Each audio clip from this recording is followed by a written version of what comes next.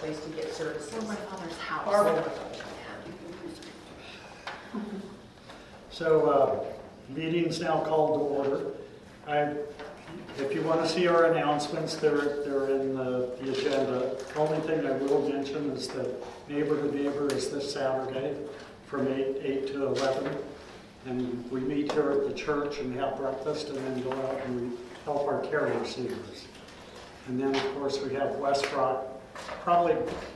We will probably do this week's West Rock on Saturday after Neighbor to Neighbor, if we don't get too wet.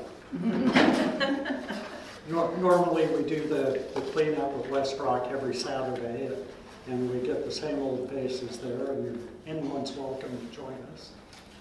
West Rock supports us, and we support the neighborhood around West Rock by cleaning up trash weekly. So with that, we'll move on to our first speaker is Andrea Pickett, who is the executive director of My Father's House. And we have 55 minutes to say what you say. And I don't know if you want to hear me talk for that long. No. I'm sure you'll have questions. So thank you. Hi, my name is Andrea Pickett, and I am the executive director at My Father's House. We are located actually just about 15 minutes from here over on Powell and Gresham. We are the last property in Gresham before you hit Portland. So our west fence is actually the Portland border. So I just want to give you a little bit of history about My Father's House, what we do, who we are, and I probably won't talk for 55 minutes. I don't think you want to hear me that long, but I'm also happy to answer any questions that you may have. So Kathy Weiss is our former executive director and our founder, and she started My Father's House 22 years ago. She was a children's minister at East Hill Church and just really saw a lot of homeless families and parents dropping off kids at Sunday school and at church just so they would have a safe place to be, to spend some time inside and just in a safe environment. And so that kind of spawned this idea for her to start a shelter. So we are a family shelter. So we work with single moms, single dads, and two-parent families, but you have to have custody of a child to qualify to come into our shelter. So we don't work with single individuals. And one of the reasons for that is children are oftentimes a really good motivator for people to make different and better choices. Oftentimes people will say, well, I can go sleep on the streets, I can do this, I can do that. But often when they have children, they will make different and better decisions because their decisions are affecting their children. That isn't always the case. It's just, it can oftentimes be a really good motivator. So in 2000, our nonprofit status was approved, and we opened a duplex on Division in Gresham in 2001. And in 2008, we opened our current shelter. It's a 3-story building on Powell. We don't have a great big sign out because we work with a lot of domestic violence victims, and we also are not an emergency shelter, so people can't just show up and come and spend the night. We have a pretty extensive screening process, which includes a phone screen, a face-to-face interview, then we run background checks that check criminal records, and then people also have to pass a drug test before they can come in. So we're what is called a high barrier shelter. People have to have current valid photo ID and social security cards as well to come in. So we are a back to work program. So within the first 45 days somebody is in our program, they have to be working at least 32 or more hours a week. We do extend a little bit of grace with that if somebody's really working at it and they just, they've had interviews and they're struggling with that, because we do have residents that come in that haven't done interviews before or need some help with their resumes. But we are pretty strict. We are not an easy program, and it's not the right place if somebody's just looking for a place to kind of crash. So you have to be intentional and be wanting to make some changes and better your life if you're going to be a good fit for our program. So people often ask me, well, what happens if somebody comes in and they're not a good fit for your program? And we never kick somebody out. We honor their choice to leave the program. So when somebody comes in, they sign a contract, we go over all the rules, we explain everything, and then they sign a contract and say, to the best of my ability, I'm going to follow the rules, I'm going to get a job, I'm going to do all these things. And so we tell them adult choices have adult consequences. And if you choose to not follow the rules, then there are going to be consequences. So we don't just, like that, honor somebody's choice to leave. But if there is repeated behavior, and we talk about that with them, and they choose not to take corrective actions, and they continue down a path and they're not willing to change their behavior, then we have a conversation with them and we tell them, we're honoring your choice to leave the program. And they don't like that a lot, but our program is about accountability. And so we are working with people that are willing to come in, look at their lives, make some really tough decisions and choices and changes, and get back to work and get back on their feet. So when they leave our program, they have jobs and they're leaving into safe and sustainable housing.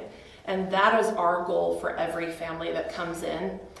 We do not accept any government funding. We are completely privately funded, and our success rate is about 75%, meaning that the families that come into our shelter leave, they have 6 months in our main shelter program, and they leave with a job and housing in that 6 months. And that is about, if I'm going to be conservative, I'll say it's about 3 times higher than most government programs. And the reasoning for that, what we go back to is that accountability piece. And we hold people accountable to what they say they're going to do. We coach them, we honor their choices, we support them, we encourage them. So each adult that comes in has a case manager. So every week they sit down with a same-sex case manager. We have predetermined goals for our program, but we also want to know what people want to accomplish while they're there. We have opportunities for our residents. They can take a high school diploma program, so they can accomplish that and get their diploma while they're in our program. And then we also have life skill classes that are required on Tuesday nights. So every resident that comes into our shelter is required to take parenting class, finance and budgeting, grief and coping, a safe people class, so they're looking at people in their lives and going, okay, the decisions that I made that got me here are not going to get me out of the situation I'm in and move me forward. And none of that is about finger pointing or shame. It's just, let's take a realistic look at where you are and what can we do to help you, and what things are you going to do to help you get into a different situation. And so we do that by forming relationships with our residents. So when they come in, we sit down. It's about a 2-hour intake process. So we start right off the bat forming relationships with them, because I can't expect you to trust me and to speak into your life and for you to start making different decisions and choices if you don't trust me and you don't have a relationship with me. So it's really relational, it's relationship based. So our values are relationship, responsibility, and accountability. And so we have that printed on our wall, we say it all the time, but we do all of that with love, because the reason that we all do what we're doing is because we love people, and we believe with the right mixture that they can step into a new life and a better life, and we can help them end the generational cycle of homelessness and poverty. And we truly believe that, and our goal is to just do that one family at a time. And so that means we're making a difference, because we can't, eat the whole elephant in one bite, right? We're gonna just do that one family at a time. So we have a 3-story building as our main shelter building. And so we have 2 floors of residence. So our 2nd floor is single dads and 2-parent families. And our 3rd floor is all single moms. And they can't go onto each other's floors. We don't want more, we tell them they can't form relationships with other residents while they're in our building.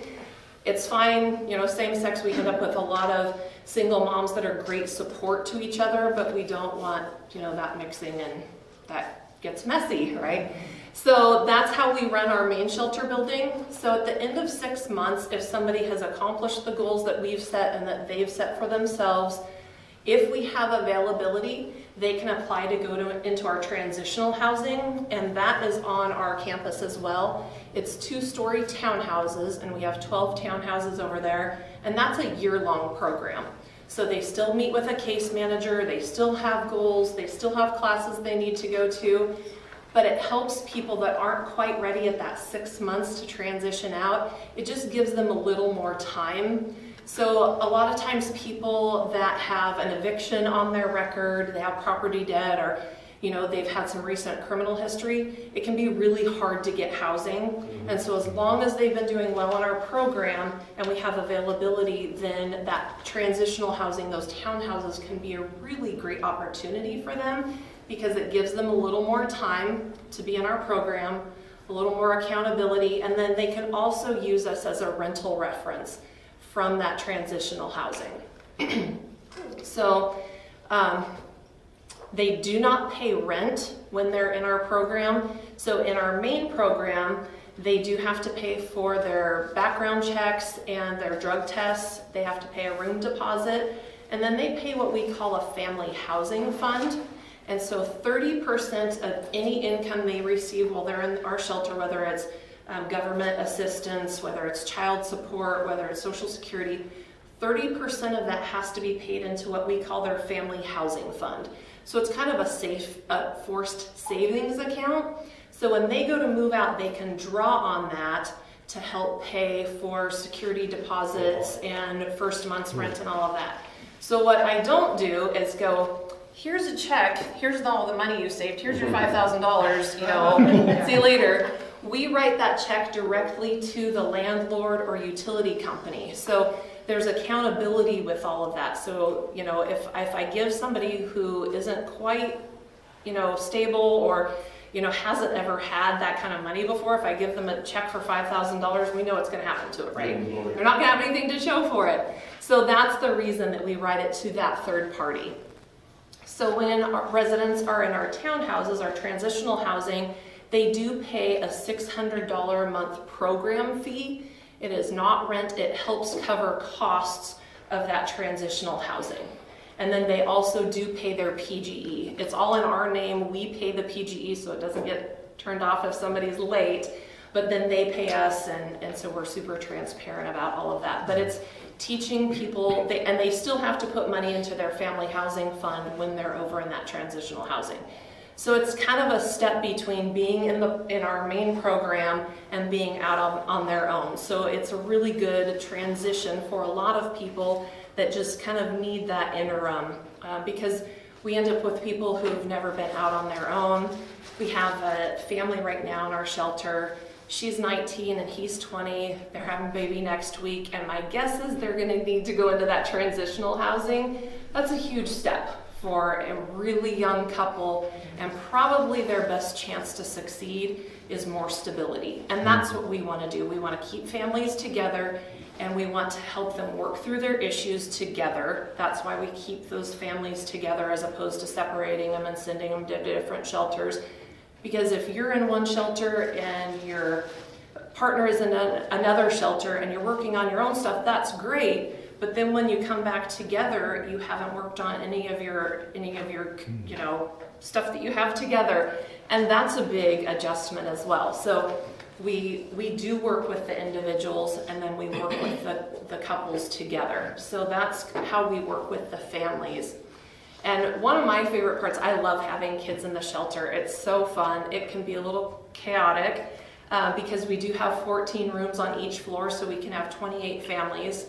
And each of those families, or each of those rooms, can hold up to 5 people. So they're small studio apartments. They have kitchenettes, they have a full bathroom, they have bunk bed sleeping, and they have a table and chairs, dresser, closet. But their kitchenette has a 2-burner stove, toaster oven, microwave, coffee pot, refrigerator. So essentially they have everything there that they need to come in and thrive. And we don't do anything for them that they can do for themselves, so I'm not going to go find somebody a job. I'm not going to cook them breakfast. I'm not going to do any of that. We coach them and give them resources, but I'm not going to be there to do it for you in 6 months. So I'm going to do everything I can to support you and encourage you and love on you while you're here. But we need to teach them how to make decisions and how to figure out, you know, which job do I get, or how do I do this? If I do it for you, I'm not teaching you how to do it, and then you're not going to be able to do it when you move out on your own. So like I said, it's a tough program to come into, especially for people that haven't had structure or aren't loving structure. But if people can, you know, put their head down and just kind of start doing what they need to do, they can come in and be very successful. Yes? Sorry, I have to step off for a minute, but Sure. I do have a couple of questions. Yeah, I want to play devil's advocate on the person. absolutely. Go Okay, for so- it. I'm used to that. Okay, so say I'm married, Uh-huh. and my wife and I both were using together. Uh-huh. Okay. And then we have kids, but we want to work on a relationship, but we're fighting right now. We're talking about separation. We come into your program. How would your program help me and my wife while we're living together to resolve our issues so that there's no blow-ups, there's no explosions, we don't disrupt other people? You know, is there a way of us coming in separately to work on our stuff while we work with each other? So we have run into that multiple times. So if somebody has been using, they need to be clean and sober for at least 4 months before coming in. So we are not a treatment facility. I do not have the capacity, nor do I have the staff to do that. So oftentimes when people have been through treatment, they're a little more stable before then coming in. So, and then we are mandatory reporters. So if there's a blow up, there's a fight, there's something in front of the kids, we do have to call DHS and report that. I don't have a choice legally. I'm not going to prison for not reporting it. So we have to do that. So we do the absolute best that we can. So I have men's case managers and women's case managers. So oftentimes in a situation where we know that there are issues like that, we'll sit down early on and go, okay, so what are your triggers? What have you guys struggled with before? How can we help you through this? And if you guys start to feel that uprising and you're like, ooh, this is not gonna get good, okay, how do we stop, take a break, and you go for a walk? You know, we've had on occasion where we'll be like, okay, so you can stay in this room for the night, so you guys have a cooling off period. But I don't want to say that's worst case scenario, but that's not our preference. We'd rather help you acquire the tools to work through that because, Conflict resolution. Pardon me? Conflict resolution. Exactly. Yeah, de-escalation, conflict resolution. I have 2 people that live in our shelter that are my facility staff. And so they're there with an emergency phone. So if something goes awry, they're there to kind of help, you know, talk people off the ledge, kind of cool things down. On occasion, I get phone calls in the middle of the night and I get to the shelter and kind of help with that as well. So my second question, Uh-huh. sorry. My second question is, okay, so they're in this place, right?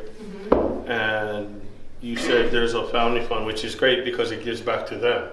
Right. Okay, now they're ready to transition, but say they don't have, they don't have enough for both. Do you guys have funding available or financial assistance available for those kinds of situations? Or how would they be able to continue staying there because they need the help? And unfortunately, with my experience, it's either you got the money or you're gone. Sure. Some of them have government funding, some of them don't. So you said it's 600 a month plus the 30% into the family funding. What if they have enough for the rent but not enough for the family funding, or vice versa? So if a 2-parent family comes in, they both have to work full time. Ah, okay. So that's one of your requirements. That is one of our requirements. What about disability or? So if somebody's on Social Security, that's a different tract. But with a lot of Social Security, people can still work a certain amount and get Social Security.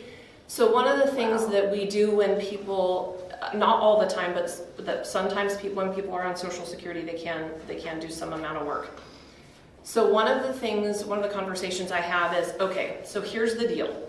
You can't stay here forever. When you come in, you can't stay forever. So what are we going to do to change your financial picture?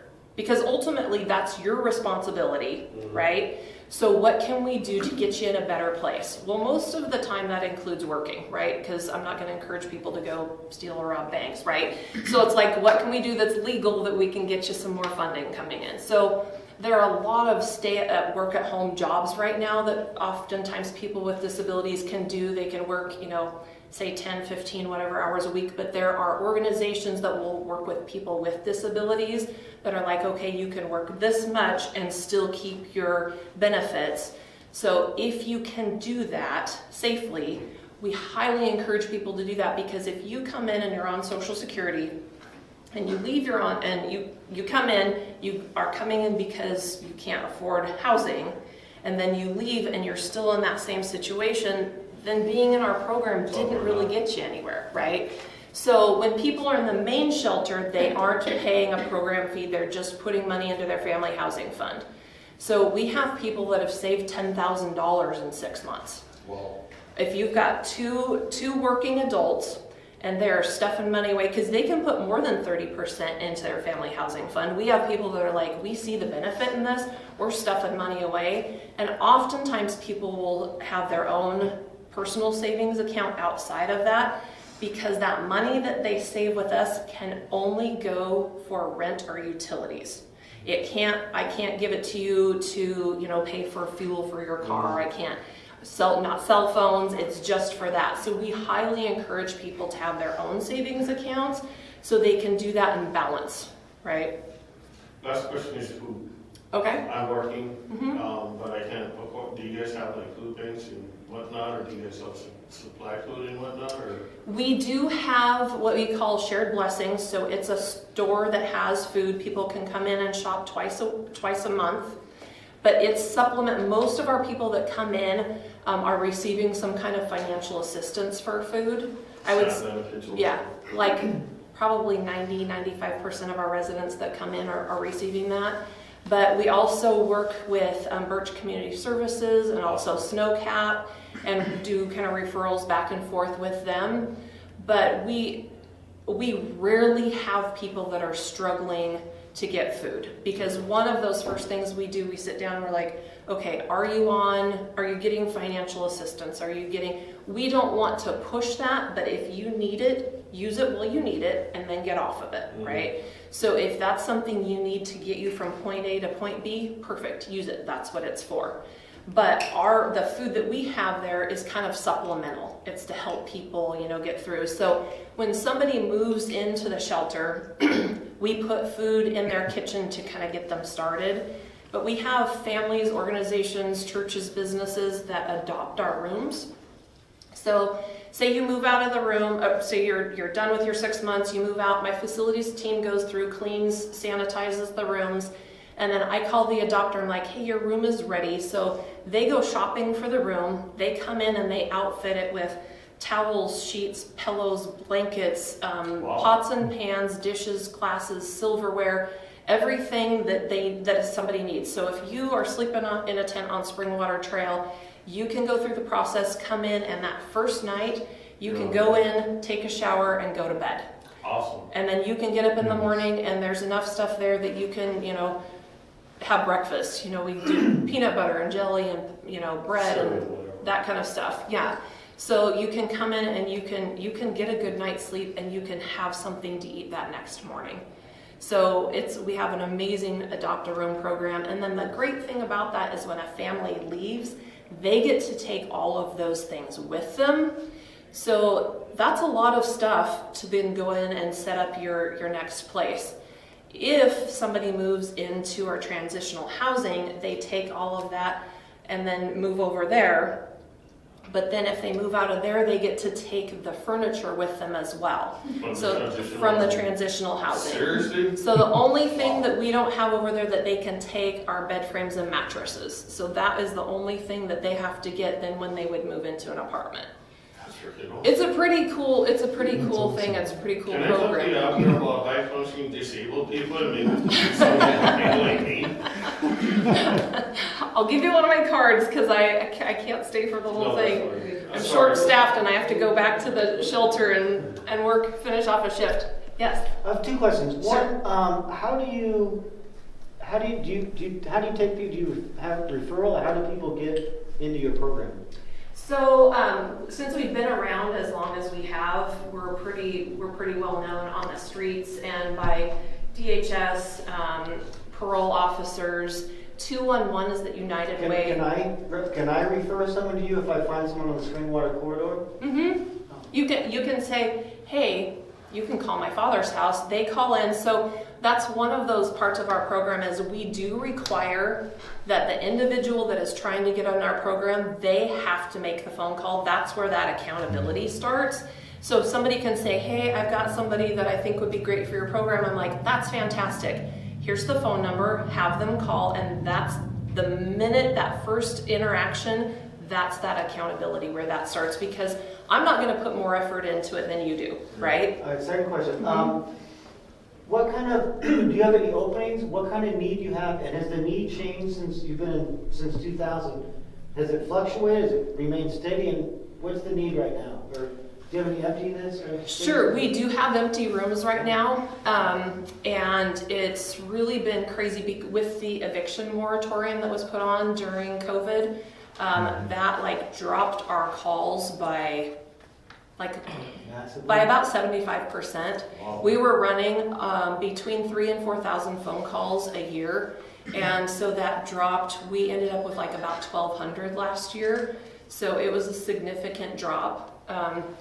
The problem that we're seeing now is, and I'm hopefully don't make somebody upset with me, but the eviction moratorium really is frustrating to people in my industry, because oftentimes what is happening with that is people are still getting evicted.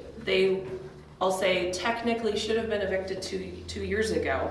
They haven't been paying their rent, and so now they're getting evicted, and they have $10,000-$12,000 in property debt. So now they're coming to us, and they have these monstrous barriers, and good luck paying off $10,000 to $15,000 property debt. So while conceptually it was great, hey, what do we do to help people stay in their homes? There wasn't a lot of thought of what other kind of crisis are we going to create. So we're seeing people calling that have evictions and just crazy amounts of property debt. And it's good luck finding a place to move into if you have property debt. Oftentimes landlords will work with evictions, and we teach a class called Rent Well, and that gives people a certificate. It's basically an insurance certificate for up to $5,000 that if they give that to a landlord registers it, and if they leave in the first, before their year is over of a lease, and they leave damages or unpaid rent, then the landlord can collect up to $5,000 on that certificate. So it's something that we highly recommend that all of our residents take, because it really makes them look better to a landlord. But even with that, if you've got, I'm just going to say $10,000 in property debt, they're going to have a hard time, being real excited about renting to you. So we had the pandemic, but then we created our own crisis by kicking the can down the road. And that's just getting hit right now. That really hasn't hit you. No, we're kind of in that. It's in the last month, we've seen a lot of that. A lot of the people that are calling are going, I've got a ton of property debt. What can you do to help me? And again, because we don't receive any federal funding, I don't have funding where I can just go, well, here's a hotel voucher, here we can pay that. I don't have funding for that. Yes? Tell me about the children. Oh, that's my favorite part. So the kids are required to be enrolled and attend school. So we're in the Centennial School District, so we have school or buses that come and pick up the kids. We do have childcare available from 9 until noon, Monday through Friday, just when people are doing program related things. So once somebody gets a job, they have to have outside childcare. So they can't leave their child in our facility all day while they're working. It's just from 9 till noon. One of the reasons for that is oftentimes people will find a childcare that, is convenient for them and look at that for when I move out, I'm probably going to try and kind of stay in this area. So the less transitions and the less changes the kids have when they move out, the better. So if they can stay in the same school district, stay in that same childcare, it really is better for them because the kids come in and they love being at the shelter, and so leaving and transitioning out for them is oftentimes really hard. But I've got zillions, if you wanted me to talk for 55 minutes, I could tell you zillions of stories about the kids, and that's my favorite part. We have a crummy day or that I don't want to adult anymore, and I'll go into the children's center and hold a baby or read a book or something, and it's a great outlet. So that's my favorite part is the kids. And then during class, when the adults have classes on Tuesday nights, those required classes, we do have childcare available then. So anytime we have a required program thing, we do have childcare available on site. Do they ever come back to visit? Yes, actually they do. So I started January of 2017, and I started minimum wage, part-time, and worked my way up. I was hired to be groomed to be the next executive director. So I've been the executive director since April of last year, and I say God has a great sense of humor because who else would take over executive directorship of a homeless shelter on April Fool's Day? Yes. Right. Yes. I have a couple of questions. Sure. And one you don't have to answer, but Okay. I was just wondering an opinion. Uh-huh. First question is, who do you partner with if you do get referrals for people who need recovery services, and how does that occur? Mm-hmm. And then have you or any of your agencies been a part of the discussions regarding the Safe Rest Villages? So, And how do you feel about that? we do refer out to, it depends on what their struggle is. So we do refer to different organizations. We often refer women to Shepherd's Door. We are a faith-based organization, so are they, so it's actually a pretty good referral for us. But we give people as many resources as we can because you never know who's going to have open beds and who's going to have availability. So, we'll give them all of the numbers, that we have to, CODA and LifeWorks and, call them all and see how soon you can get in. So that's what we do that. So oftentimes I'll get a phone call and people will ask about our program, and the minute I start talking about the accountability in that, people shut down and they're like, well, you can't make people get jobs, you can't do this, you can't do that. Like, you're right, I can't make people get jobs, but this is part of our program, and if they want to be part of our program, they're going to get a job. So we don't get asked to join conversations and come to the table with a lot of those kind of things. Surprising. And because we're faith-based, a lot of times we're often discounted that, those are the crazy Jesus people. And so that's kind of where we end up. So, but our program works, and I really love what we do. And so we're just going to keep doing what we're doing. Thank you for doing the So. accountability. Yep. Absolutely. Big time. Last question, if I may, from my part anyway. Uh-huh. Does the faith-based, because a lot of these programs that they do in gospel mission, they say they're spiritual based so they can get their federal state funding, but they're actually Christ-based, which to me is kind of deceitful in a way. Okay.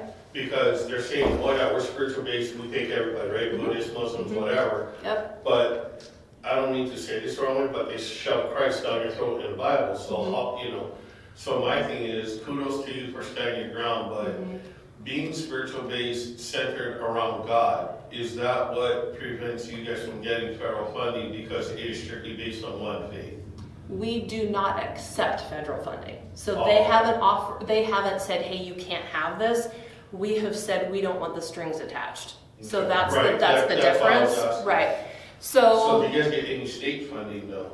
We do get some funding from the city of Gresham, Okay. but we look really long and hard at the stuff that's coming, and if Because there's of the chains that are attached to it Yeah. sometimes. yeah, I will not water down my program just to put heads in beds. Right. I'm not No. going to do it. And I Absolutely not. congratulate you for that because it's So. really difficult to do. as well to stand your ground, so. Right. Kudos Right. to you for that. I really like that, and especially like the accountability part, Sure. because a lot of programs I went to, like I said, there's so much sketchy behavior. Sure. And, you know, the whistleblowers are the ones who pay the price, while the Right. guys who are creating the problem get to stay there, which Sure. is crazy. Sure. I think there was one more question too. I want to address something that you said. So I feel really strongly that we are a faith-based organization. Anybody is welcome. I don't care who you are. I don't care what you believe. I don't care what color you are. I don't care what color your hair is. I don't care what gender you are. I love you, and it's because God loves me that I can love other people. And I feel really strongly about that, as does my staff.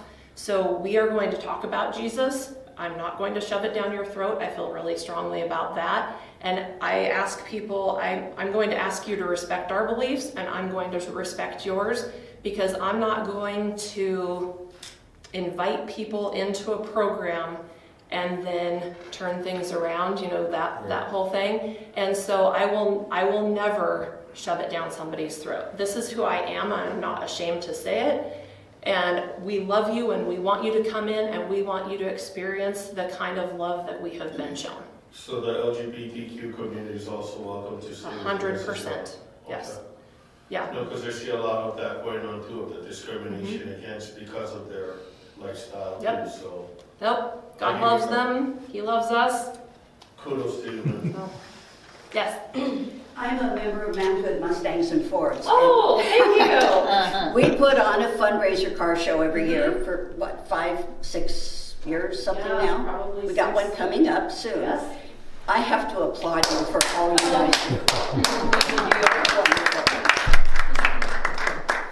You guys have been faithful supporters, and we really appreciate you, so thank you. Yes. Another question, what is your annual budget and/or expenses? So our annual budget this year is just under $1 million, which is, I just got back from a conference that an association that supports not financially, but in training other shelters and rescue missions. And our budget was one of the lowest of all of the attendees there. So for somebody our size that serves the amount of people that we do, their budget's typically about 1.5 million. And how many people do you serve, including kids, a year? So if all of our rooms are full, which they're not, so we can have 28 families in rooms, and we can have 28 times 5, because we can have up to 5 in each room. Are you including the townhouses on that? There's 12 there, and we can do, so you have to come through our main program before you can go over to that townhouse, to the year-long program. So we can have a lot of people on our campus at one time, and when we're full, it's not unusual for us to have 60 or so kids on campus, and from babies to 18 years old. So For the $1 million, is the one home and then the townhomes are a separate budget, or is it all? it's all together. Oh, for $1 million, you got 12 towns and the 3-story. Somebody knows how to manage money. So it can get a bit What a concept. hectic at times. Yes, it can. Thank you. I love it. Well, if you ever need some really good food, I'll have to try on ask David and Chore. They know I'm the cook, so just let me know. We do not have a kitchen Or a grill. Yep, they all have to do. They do their own meals. They're So responsible let's for dig their a hole own and throw food. the pig in the ground. Pardon me? Yeah. Yeah, there you go. I'll show you how to do it right. Yes, ma'am. This is somewhat off the subject, but Sure. is Michael from Teen Challenge still with you guys? Is what? Michael from Teen Challenge? He is not. He is not. That's sad. This is off subject too. Do you guys pay property tax or are you exempt? We're exempt from property taxes. That's awesome. Yes, it is. because I if can you only saw imagine what your taxes would be. if you saw our utility bills, Oh, I can imagine. it's frightening. PGE got rich off of you guys. The city of Gresham with the Water, water, that's what I was saying, exactly. with the water, the wastewater, the stormwater, Yeah. and the police and parks bond that's on there. It's a hefty bill. So It's a 2 months at a time, and it was like $3,300 and some odd dollars. I just paid it last week. It can be painful, but you're changing lives. It's so amazing. We had a family move out about 2 years ago, and they went through our main shelter program. They moved into the transitional housing, and they were there. We gave them an extension because of the work that they were doing, but they went straight from there into home ownership. So they were first-time home buyers. Yeah, it was really cool. It was really cool. 2-parent family, 2 kids. They came in and they're like, this is what we want to do. In their interview, they said, this is our goal. And we're like, how can we support you? And they said, well, we're probably going to need a little more time. We're like, no problem. We will do that. Yep. Cool. So they saved up the money. They went through the Portland first-time home buyers program and got some assistance with closing costs and all of that. And yep, they bought a townhouse over in Gladstone, I think. So. It's a decent area. And I'm guessing the Oregonian's been breathing down your throat to do an article on you? They're not super fond of us, so we get a fair amount of love from the Gresham Outlook, and there's a Mount Hood Times, I think, or something. People kind of that way support us a little more than that direction. But I strongly believe that as long as we keep doing what we're supposed to do, that we will continue to be blessed. We've never not had the money to pay payroll or the utilities, and so we're doing what we're called to do. What are you in need of with your agency right now? Oh gosh, we could use full-size bedspreads, full-size sheets. What was apple juice? I just got a list yesterday, and I'm trying to rack my brain. Oh, I have it on Can you my communicate phone. that to Chore? Yeah. Yes. Send it to me, I'll Yes, put it on I our will page. send you that list. Yes, and I have a question. Yes. You know about Ivy Lakes Hope Center, right? Mhm, Okay, mhm. good. Yeah, they're amazing. I went Yeah. out, and I will tell you that I had a little bit of facility envy when I toured their facility. I was like, this is amazing. You guys need an executive director? No, Yeah. I'm kidding. See if they can build another Where's that at? $9 million building. It's Ivy Lakes, Columbia.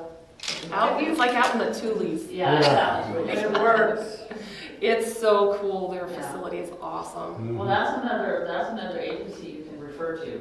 We've been out there, done the tour, and so we are a referring agency for them. Yeah. If we were, people would have to come in to our facility to be screened and all of that, and I don't want to open our doors up and have people coming in and out. So we work with each other, and we've been to each other's seminars and that kind of stuff, but they're really, really great people. Yeah, we're a referring agent. Okay.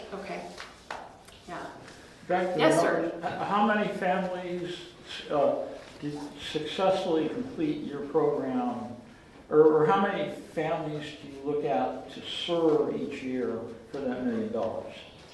So we are trying to we would like to have 56 families through our main shelter every year.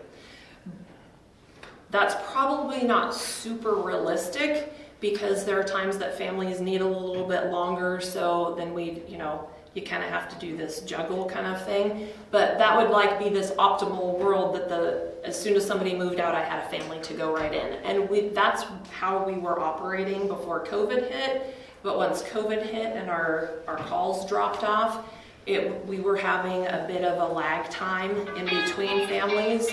So right now, I think I have about 8 empty rooms.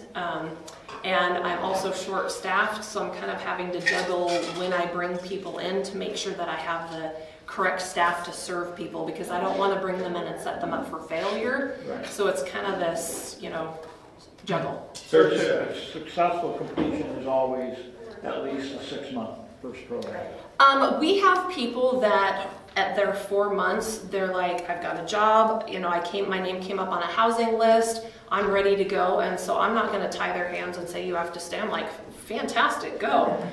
So success for us is that they're leaving with a job and a safe place to go and live, not couch surfing or back out on the streets or to another shelter. And that's the 75% number. Yeah. That's Yeah. We have people that come in and they're there for a couple days, a week, a month, and it just isn't working out, or they relapse, or they're like, this is crazy, I don't want this, because like I said, so we have room check and chore check in the morning, so every family is responsible to make sure their room is clean, garbage taken out, dishes done, put away. They're responsible for doing a chore. They can do it the night before, you know, depending on their work schedule and stuff, but they're responsible for some kind of chore around the shelter. So we give them any tools that they would need. It may be, you know, vacuuming or washing windows or cleaning the elevator or something, but they're responsible for that. And then Sunday through Thursday, curfew is 10 o'clock. Friday and Saturday, it's 11. So they have to be checked back in at the shelter. They don't have to be in their room and in bed at that point in time. But there aren't a lot of great things that happen out there after, you know, 10 and 11 o'clock at night. So having them... Whether they get like a work or a meeting exception. Yes, yeah, absolutely. And people can schedule, can put in requests for nights out, you know, if there's a family thing or whatever, and we approve it. Parents can have up to 4 nights out a month, and then kids, it kind of varies. It depends, you know, we end up with kids that have parenting plans or different things, and so we're flexible with that as well. Now, is it the same, is the curfew also for the transitional housing as well? No, there is not a curfew for the transitional housing, and they don't have a unit check on a daily basis. Their units get checked once a week, but they have chores as well, so they have to pick up trash, which encourages them to not drop trash on the ground. If you have to clean it up, you're not going to drop it, right? Well, for the most part. But so I don't have a housekeeping staff. I have facilities that does upkeep and maintenance and that kind of stuff. But I'm not going to go in and clean your room. That's your responsibility. And I'm not going to pick up after you. And if you drop a piece of trash, I'm going to call you and you're going to come pick it up. What's your typical staff ratio? So I have, right now, I have 5 case managers, and so we always have more women residents than we do men. Right now, I think between the 2 programs, I have 7 men, and I've got, I should have had this. I've got a lot more women. Okay. So I always have more women's case managers than I have men. So when we're full, my women's case managers run about, well, it depends on how many staff I have, but they run typically about 10 residents at a time. And their meetings are about an hour once a week with them. So, yeah. Sorry. That's okay. That's awesome. Yes. Your majority of your budget is going to administrative costs, not food, not janitorial. Is that accurate to your staff? Because the residents are responsible for their own food. So, right, and we don't purchase any food. All of the food that we have is donated to us from churches and people that have food drives, and we get a ton of food from Costco. So between my facilities and building upkeep and administrative and then utilities. My utilities take a chunk of that, yes. Yeah. But you also provide like trainings in classes. For our residents, Yeah. They have classes, and then we do work with them one-on-one as far as, you know, resumes and interviews and that kind of stuff. What kind of classes do you have? So we do, all of our residents are required to go to classes on Tuesday nights, and that's parenting, finance and budgeting, grief and coping. There's a class called Safe People, kind of looking at the people in your lives. Are they safe? Are they going to help propel you forward where you want to go or not? And then we have a cooking on a budget class, and so we oftentimes, about twice a year, we get a bunch of crock pots donated. So I have a volunteer that comes in that uses food that we oftentimes get donated and shows people how to use crock pots to cook. So, and then everybody at the end of the class gets a crock pot. So that's super handy for all of our residents because most of them are working during the day. So they're getting up, getting ready, dropping kids off at school or bus picking up, and then the parents are taking off to work. So we all know how handy it is to get home and you have dinner ready, right? Because unfortunately, we're super close to 7-Eleven, McDonald's, and Taco Bell, which aren't great choices, right? So So we really encourage them to use those crock pots, you know. And we have a gal that will come in and she'll say, okay, here's stuff that I can get out of your store and I just need to add, you know, meat to it. So I'm gonna go get ground beef because we have pasta, we have pasta sauce. I mean, we have all the canned, everything that you could need, you know, to last your lifetime, and, you know, beans and all of that stuff. So essentially, when somebody comes and they shop in our food store, and if they go and get, you know, fresh fruits and vegetables and some kind of protein, some meat, they can do pretty well, you know, balancing those the food from us and then using their assistance. Awesome. You're good? Good job. Fantastic. Awesome, thank you. Thank you. And now you can go to work. Yeah, right. Next up is Barbara Weber, co-founder and coordinator of Ground okay. Schools. My kids and my Do you know Kathy? Okay, sure. Yeah, that's cool. I will leave a couple flyers and some information over on the table, so you're more than welcome to take it. Okay. Sorry, I gotta get back and cover shift. Thank you. Thank you for joining us. Being an executive director, right? Pardon? That's a part of being an executive director. It is. I've cleaned toilets, changed diapers, cleaned up puke off the floor. I've done it all. Going to bed at 10, waking up at 11 because your graveyard didn't show up. Right. Thank you. Thank you guys. Thank you. Very good, very good, thank you. I'm gonna grab a glass of water. Do you want a glass It's of called water? my father's year. Not yet. And I went out, I'll let you know. You want a glass of water? I get that question often. Are you leaving any cards? Yes, My water over there. Cards as well.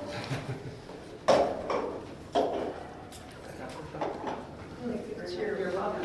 Thank you for coming. Absolutely. Okay. Hi, guys. Did you talk to Joe yet? Well, I was thinking you weren't sure if you were going to be back before Saturday. That's why I didn't want to bring you talk. Because she said, well, I updated Bob. And I thought, well, maybe. Yeah. Always prepared. Oh, she has one. I can't remember which one it was. I'll leave you next one. Okay. All right. We'll do cinnamon rolls. Oh, yeah. At 4 o'clock. Yeah. No.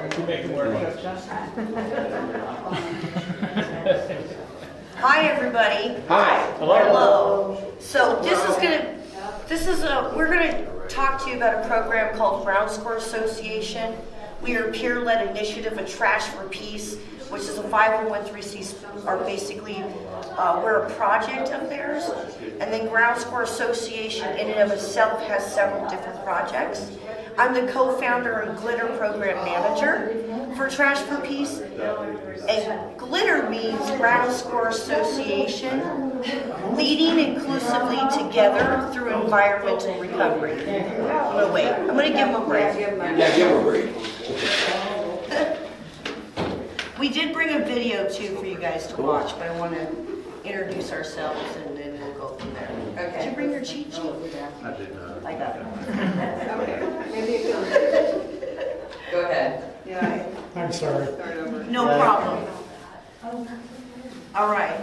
Oh, we're not on until 7:35, so we're still ahead of the game. You are. Okay. So I'm going to start over. My name is Barbara Weber. I also go by Barbie. You get to choose which one that you want to pick. My pronouns that I prefer are she or they, or basically anything that's respectable. Toma, you want to introduce yourself? Sure, I'm a coordinator for the Glitter program too, and my name is Toma Solano. There you go. He's one of the stars in the video. So anyway, so I'm just going to tell you a little bit about Ground Score Association. Ground Score Association was created in 2019. And in late 2018, I met a lady who had met a friend of mine. We had a garbage thing happen over in St. John's, and she met a friend, and she says, "You got to meet my friend Barbie." So I met her, and she's an international waste picker. She organizes with them.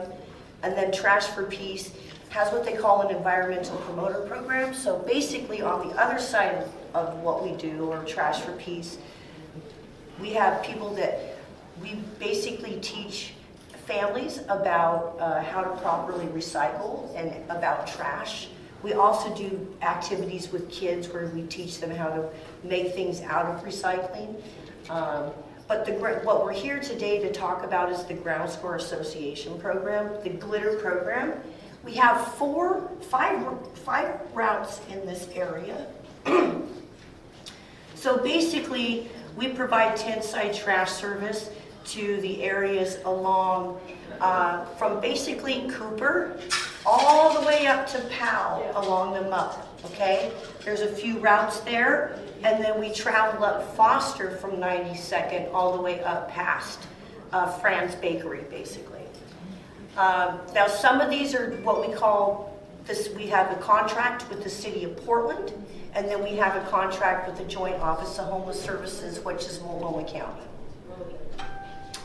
I'm going to play this video for you. Char's going to help me start that, and that will give you guys a little bit of an idea of who we are, okay?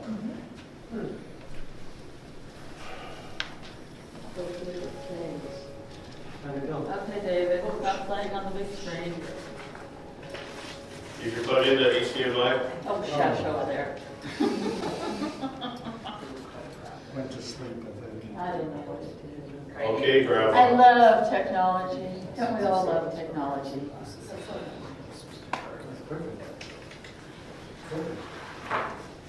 It's a great video, guys. I can tell you that. I previewed it.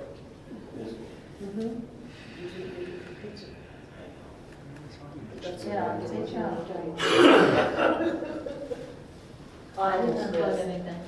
Yeah, Still plugged in. that's your screensaver. I know that's my screensaver. Well, maybe it'll take that much time to get to the screen. What do you think? Take that much time to get from there to there?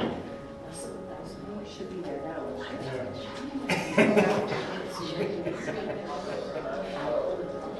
Is that your screensaver on your computer? This is your video. I go by Mo. Yeah, this is the wallpaper. My name is Arthur and I work at the Steamboat. It's talking to the TV. So you can these cans? Which one of you are the two kangaroos? A canner is someone It's who probably through here. turns in cans and aluminum cans and bottles for money. Let's change it to TV. I will go back to HDMI. The work that we do, the toughest thing about being on the streets is having purpose. Once you're on the streets, your motivation kind of goes away. A lot of us feel like we're useless or like we don't matter. And having places like Ground Score and People's Depot, it allows quiet times. They don't require. Frozen and where you began. Is this a YouTube video or? It's a YouTube video. Okay, well, you know what? I got this simple solution. Smartphone will read it. Part of the job is like a community resource. It's a way to. There you go, smartly. Oh, you just did something. Let me do that. You're in HDMI 3. But you're in 3 when We hear it, but we don't see it. Yeah, we The hear Glitter it. Project is peer-led inside trash service for folks that are moving outside. We provide weekly It trash. was up earlier. It was up earlier. Yeah, oh yeah, it was cast here earlier. Yeah, we watched it earlier. Yeah, we did. Maybe it could be the computer itself not sending it through, so you might have to save it from the computer. Possibly. It's so slow, It's it's really gonna slow. take 10 minutes to warm. That thing is like really because you slow. gotta feed it. We could, Can you try to Chromecast it for your, has he got Yeah, Chromecast on yeah, his phone? yeah, I can cast it from my phone. Let me try to cast it. Then I can just send you the link to it. So read it for us. You might have it most of the Yeah, you do. This is a smart TV. You gotta go Chromecast. Sorry, I tried.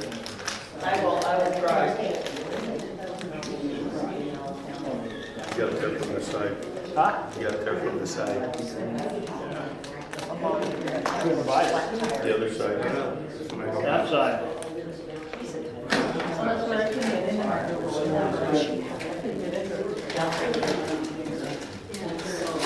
Yeah. Oh, I opened it.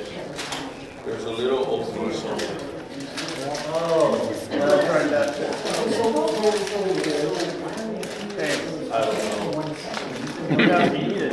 Put that one in that bird in our own eat it. I got the solution over here.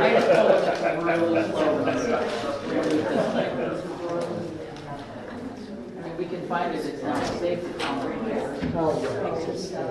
Nice to see you can see your screensaver up. Yeah, no, that's all it's showing on the TV, is my screensaver. No, but it's showing us the mouse. I know, isn't that weird?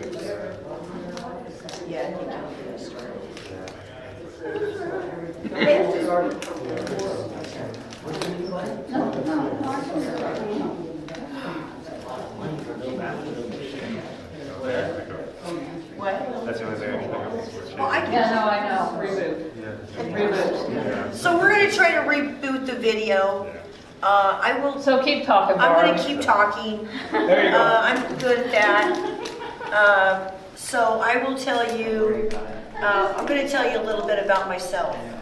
So Ground Score Association was, I had a low barrier intentional house on 84th between, right off of Woodstock. What kind of house? Intentional community. I'll explain what that is here in a Okay. minute, okay? I shared that with you because also, when I fill out a form, okay, I live in Hazelnut Grove, which is a self-governed village that has been around for 8 years, okay? It does not receive social services in the typical way that you do, or the typical way that the other villages do. We are completely self-governed. We're responsible for ourselves. We hold together with community agreements about behavior.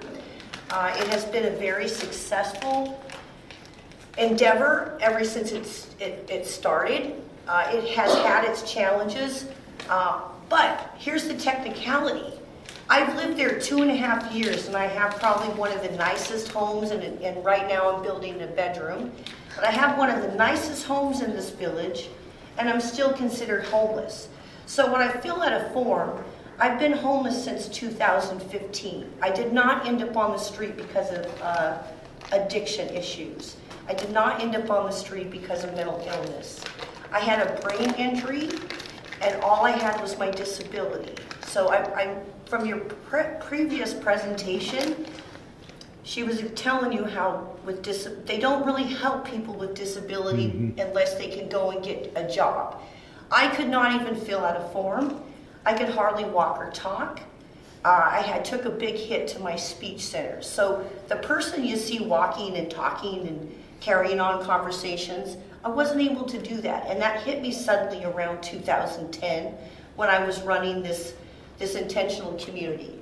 Intentional communities are basically, and that's what Hazelnut Grove is when a person wants to live there, they come in and they say, hey, I'm interested in living here. And the group comes together.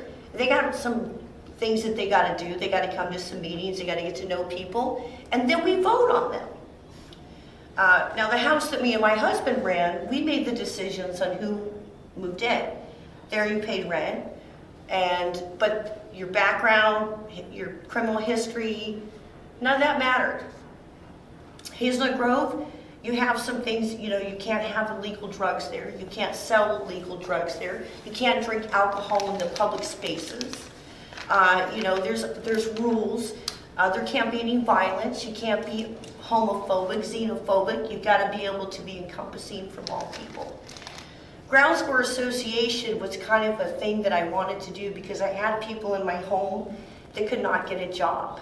Their only source of income was canning or scrapping metal, probably doing things that they shouldn't. They needed $450, right? Because I was I was really hard when you got to pay this, right? When people would come and say, I got to pay my phone bill. No, you don't. You got to pay your rent.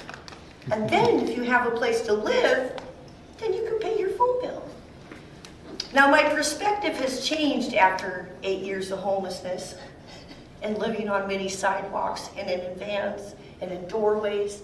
I've been in every housing situation. But when I would lay in bed at night, I dreamed of a job or a jobs program that would allow anybody to work. I'm hoping that this video gets up because I can't watch it without crying because you're going to see. So you're going to start crying on it? I'm tearing up. I'll tear up. But you'll see that we're kind of a bit of an eclectic group. You probably haven't noticed this out there on the bike path because we kind of blend in, other than our blue vest. Okay, 70 to 80% of the people that are working for Ground Score, including the co-founder, are still homeless.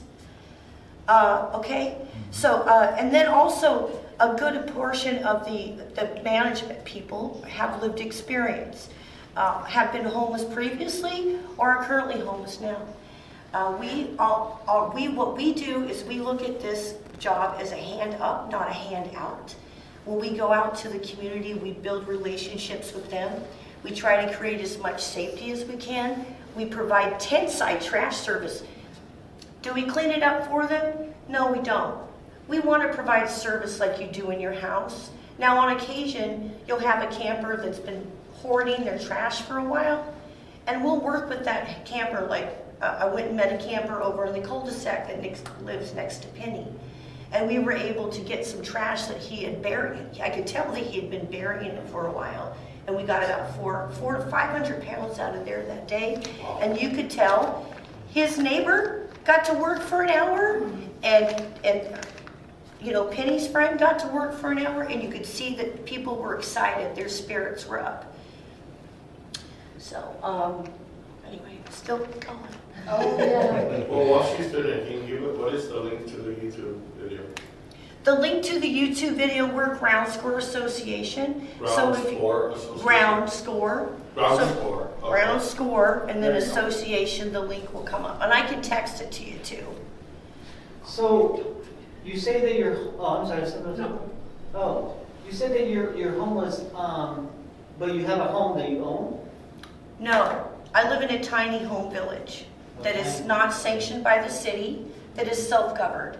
We are right in the process, we've applied for what they call the shelter to housing continuum. Some people will be more familiar about that than you did. That was, they had these RFPQs, or these proposals that we went in and did to become an outdoor shelter. We've made it through all of those processes. We're working on re-getting our 501(c)(3) back, because when I moved in, I came in with I've been organizing with like everybody, right? This is my life's blood. So when I came in February of 2020, the village was kind of at a state of decline. And when I got there, they're like, I don't want to move. And so I brought in all my organizing friends, and we got people excited again, and we saved the village. And where is it located? It's in North Portland on North Greeley and North Interstate Avenue. Okay, gotcha. And so do you guys own the land? No, it's city land. The city provides, we live on Peabot land. Okay. The security fencing is paid for by the city, our garbage service, and our storage container and our porta potties. All that is to the tune of $1,500 a month. And the city pays that? Or? Okay. Yes, they do. So there's some collaboration, but they still consider us to be unsanctioned camping. But you're working on getting that changed? We are working on getting that changed. What was your website again? Ground Score? Ground Score Association. So are you guys, so are you guys camping considered illegal? Are you guys considered an illegal campsite, or? No, it's not illegal. It's unsanctioned. Okay. Unsanctioned means that the city's not come up and said, you know, put their stamp. We're not like Dignity Village or Right to Dream 2. We're not a sanctioned village. Okay. But do you guys have to like pay rent and stuff there too, or how does that work? Well, we pay dues, and those dues go to pay for water, the care for them. See, we provide all the stewardship of the land. We do all of our own fire lines, all of our own gardens, all the maintenance on the property is all done by us. Okay. And then we pay dues, and what does the dues cover? Well, we have to have water shipped in. which is a tune of about $400 to $500 every 6 weeks. So, yes. The camp area that was down by Flavello, the back station down there, that was there for a couple of years. It was just, it's been there for, it was there for 2 years, and then it was big, and, is that something similar? No. No, okay. No. You know what I'm talking about? We live in tiny homes. We're not in tents. We're in houses. Okay, good. They're just small. Okay. It kind of looks like the Old West. Yeah. Where did you guys get the tiny homes? Did you guys build them? They were built by church. Toma can help me with this because he was involved in the beginnings of Hazelnut Grove too. Ironically, everybody kind of with Brownsford kind of has a Barbie story, but Toma was working with Hazelnut Grove and he needed a new job, and I said, hey, come along, I need your help with this. So, but yeah. Yeah, so basically Hazelnut Grove is, it's a big community project to some degree. It's a bunch of people who came together and wanted to help a bunch of houses folks who were willing to work for themselves, but they just, all the things did not come together because of the safety net the way it is. So the Rebuilding Center, a bunch of different nonprofits all came together to help provide labor.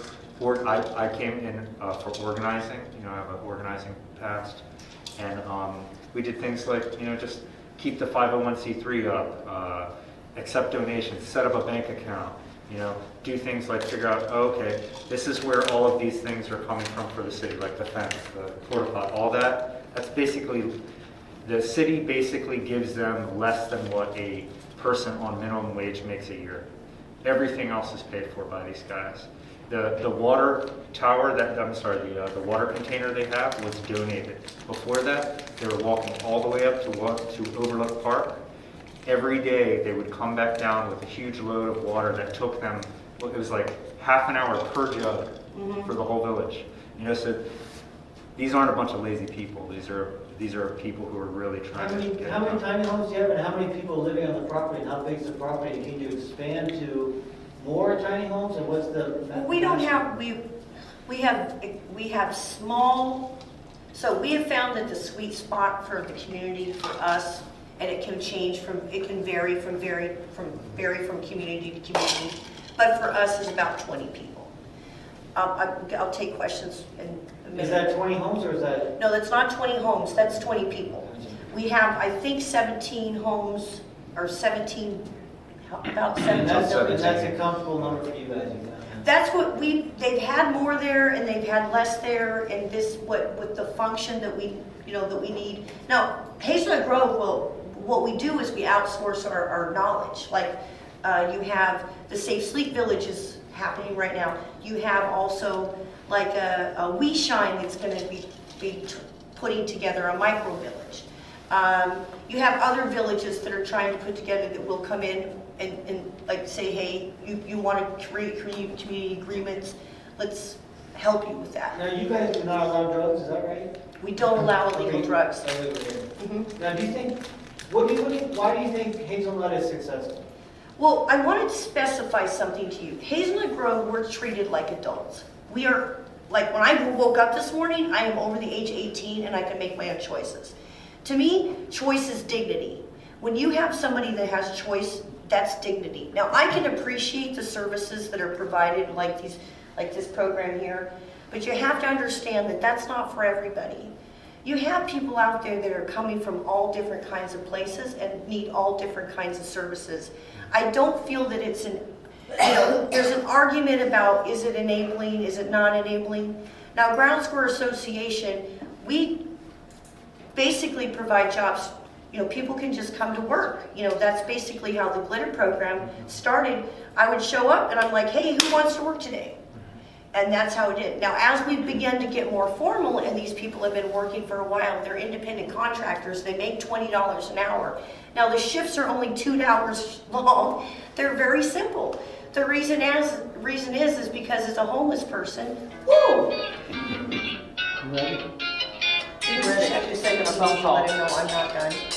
Okay. Are you guys in a neighborhood? That Hazelnut Grove? Yeah. Well, no, she has crews in Southeast. Oh, no. Are you, is the village? Hazelnut Grove is in the Overlook Neighborhood Association And area. I'm guessing that your neighbors are cool with you because you keep things clean and. Well, we had some detractors from there, but like the chairman of the neighborhood association really didn't like us, Chris Trayball. But now since he's not there, the neighborhood association has come back in its support. Okay, For ground score. Sorry. I'm gonna pause it here. Okay. All right. So now we're gonna show this film.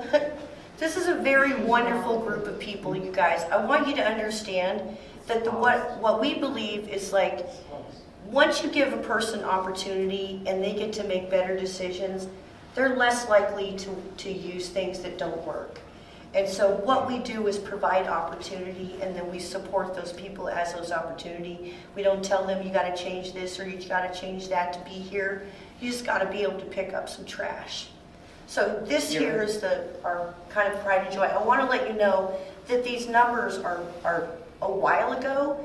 We now pick up about 22,000 pounds of trash a week.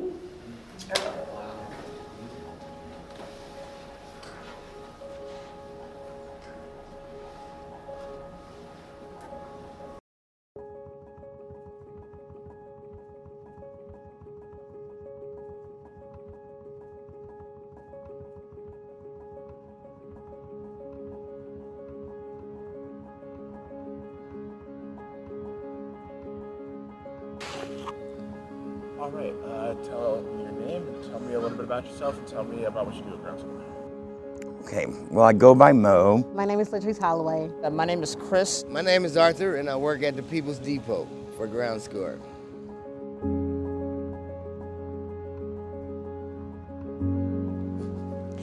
A canner is someone who turns in cans and aluminum cans and bottles for money. That's where the basis of ground score kind of started, is from that wanting to have a little bit of dignity back in the kind of work that we do. The toughest thing about being on the streets is having purpose. Once you're on the streets, your motivation kind of goes away. A lot of us feel like we're useless or like we don't matter. And having places like ground score and the People's Depot, it allows the quiet types to find a sense of purpose. They don't require no work references or anything. All they just require is that you show up for work. We help people cash in their cans and they make money and we make money at the same time. It's more than a job, it's like a community resource. It's a way to work and give back at the same time. That's what the People's Depot is. This is the perfect place for canners to grow, to be successful. I mean, I don't see nobody else doing it. Ground score. The Glitter Project is a peer-led tent-side trash service for folks that are living outside. We provide weekly trash service for several areas in the city, and plus we clean up the public access ways like sidewalks and areas around camps. In my experience of being out there is it's very hard to find places to throw away your trash. That's where I've been able to actually physically work and develop relationships with the people that I work with, and I feel like I'm getting paid for something very good for the community. And it seems to be just generally uplifting the spirits of everybody who's outside. We're able to put our life force into something that's good for everybody.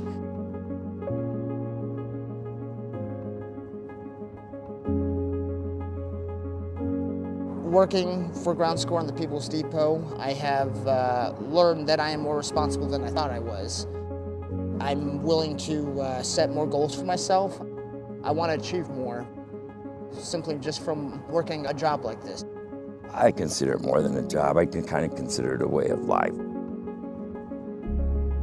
It's a program where people can see that there is room to grow and that I can do something that I love doing. And despite that, whatever happens in the world, we have a program that supports us, that believes in us, that helps us. And in itself, that's just, yeah, that's amazing. Yeah.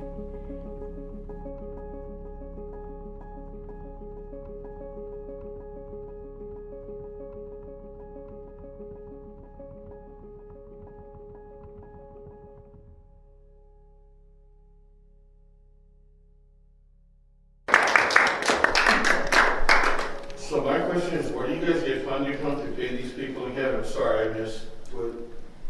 So we are a city contractor, so we are a contractor of the city of Portland, and then we also are a city, we also have contracts with the Joint Office of Homelessness, which happens to be Multnomah County. We also have a contract with the Lloyd Business District, the Central Eastside Industrial Council, and Metro. That's the Oregon, that's government. So we have several, so you have Ground Score Association, and then you have several different programs that are under Ground Score Association. You have the People's Depot, which was featured in the video. That's our can redemption center. We have the only can depot that's ran by canners, for canners in the entire United States. And that is just as of recently. We did have like managers there that would be there, but now the workers are running it themselves. It's really a big accomplishment. And then also, so most of our stuff is through contracts, and then we have donations and we have grants. We won a grant from 99 Girlfriends, which is a business organization, to hire administrative help for the glitter program. So, yes. How long do you have a lease with PDOT? What if PDOT chooses to do something different with that land? Well, I'm going to tell you that from the neighbors that we have only one actual house neighbor that lives above us, and they've been there since the late 70s. And the entire time that he's lived there, that land has been nothing but homeless camping. Until the village moved in there, it was drugs, it was crime, it was fires, it was everything. The police were there every other day. When the village organized, crime reduced down 22%. And that is a national statistic that's been published in papers. So that was a very significant, because we patrol our area. We keep our paths clean, keep the bike path clear for people so we're a community resource in the area that we are at. I think. And then do you guys also, do you guys have, okay, so these are what, just bedroom pods and you guys share a kitchen and showers, or is this like a full-blown tiny house? It's a tiny house. So you have your own bathroom, your own kitchen? No, we have porta potties. And we also have a community kitchen, because some of the houses are, but if a person has the capacity to cook in their house, they can cook in their own house. And then we basically run on solar power is our main solar, and generators is how it runs. And you guys also have community showers too? Mm-hmm. Yep. So it is kind of like the pod village in downtown. We're very different. No, but I mean, in terms of the setup, it's similar. Yeah, the houses are very different. They're each, like your neighborhood, we're not a subdivision. We're not cookie cutter houses. Each house looks unique, just like the neighborhoods that you would see around here. And I wanted to finish your question. Do you want to finish your question? Oh yeah, I mean, I'm intrigued by. I think for me as a Lent resident, I am just so tired of seeing people living on the streets that I'm hoping at some point that we don't have to continue picking up trash for our area. I'm glad that's working out for you and for your communities, because you are providing a service. Well, we're providing a service for all the communities, including yourself, yes. Right? So I want to tell you that we hope that we run out of a job too, okay? We don't want to see people that are living unsafe, outside either. But I'm not condemning what you're doing. No, I know you're not. I'm just saying, I know there's alternatives that for our community, we've seen so much of it that, in my opinion, I'd like to just see that goes away. And that the beautiful areas that we had, our parks, our streets, our bike paths, we can use again. Hey, I am totally with you, but I think that we see it in a very different perspective. Right now, we're in a crisis, and moving people from place to place and not giving them services right where they're at is never going to work. It's only going to make these people perpetually go further and further down a hole until they die. And that's why I was asking, how do you feel about the safe rest villages?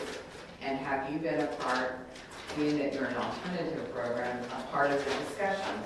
And how do you feel about that? Well, I have been a part of the discussion. That is how Chore got introduced to me. I am also on the board of Shelter now. So I know that some of you may have, you have a few of my members that have been on that long email chain going back and forth.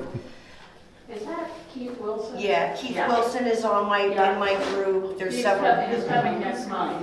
Nice. Yes. Oh, geez, thank you. So I'm going to say that I'm really not here to share my opinions about the safe sleep villages. I will say that we are not getting safe sleep villages right now. All they're doing is moving dominoes around, or they're doing the 3-card Monty. All of these villages that should have really kind of stayed where they were at are being moved. So these promise of the safe sleep villages really don't exist. They don't. Well, the problem is that it's because they're low barrier, number one. That's not true. That's what the guy, okay, so That's the what guy the guy who came last month right. told us that. He said theirs is going to be Okay, a I'm low going to say, barrier, I'm going but to say it differently. I'm going to say it differently. I don't agree. I also don't. I don't agree. Well, that's where you and I are going to differ then, because I have been to those safe rest villages, and I've seen where they allow their people to use the entering, and they encourage that you don't, but they do allow it, and I've seen it. Well, so I'm sorry, but we're going to disagree on that. But I haven't had a chance to share why I disagree with you. Okay? I don't believe that there should ever be any public use of those types of drugs in a safe. If it's a safe sleep village, okay. I don't drink alcohol. Okay, I've been sober 2 years in August. That's for something. Now, I'm not going to go. Now, I'll go in a bar to have dinner or whatever, but I'm not going to hang out in there. So, in the safe way, so if there's open use, that's not a safe sleep village. That's not a safe place to sleep. No, I agree. Everybody has a right to have their own choices.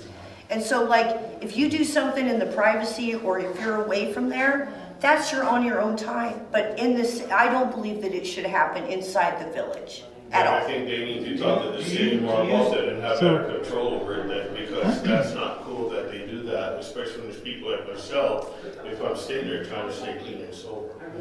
But there's so many. And I apologize if I got a little heated. It's just that's a real sensitive subject. It is a real sensitive subject for everybody, and that's why I was going to kind of avoid it tonight, because I'm committed. I want to tell you, I met Penny on Monday. I want to be able to come to these meetings and make relationships with you guys. Absolutely. And learn together. Okay, I want to tell you that your group has been notoriously one of the groups that has been on the top of the homeless haters. I'm going to prove that that's wrong. It is wrong. I believe you. It's totally wrong. That's maybe what has been put out there, but that's definitely not true, because we have the majority of the homeless people, and we are out there working with them and referring them and picking up trash as well. And that's what I'm saying is I want to come here on my own time. This is not going to, right now me and Toma are getting paid. I'm on salary, so it doesn't fucking matter, excuse my language. But Toma's being paid to be here. I'm going to come here next month just because I want to come here and get to know you. I'm going to come and take care of Terrence and the cul-de-sac because I want to get to know them and I want to get to know Penny. I believe that in the city of Portland, it's going to take everybody coming together to solve this problem. Well, the biggest issue that we have right now is one that they're building up on Reedway and 162nd. They didn't even let the neighborhood know that they're building one.